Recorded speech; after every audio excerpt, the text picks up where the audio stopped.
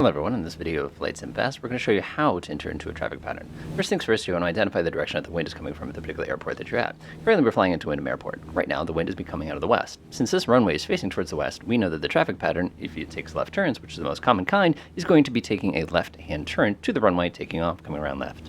Because we're arriving into this particular part of the runway facing to the north of it, we're going to be entering into a 45-degree angle into the runway and then beginning our left traffic pattern.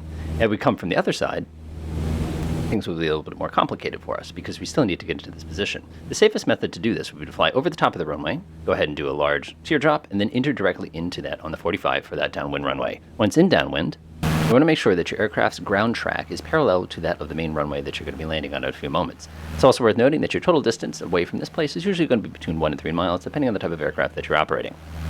Your descent to land the airplane should begin at the process when you're completely abeam the numbers. At this moment, you're going to want to reduce power, set your flaps, and then get ready for landing. This is still the downwind leg, and will continue to do so until you reach your base leg. At this point, we want to take a left turn to put ourselves perpendicular on the ground track to the end of the runway.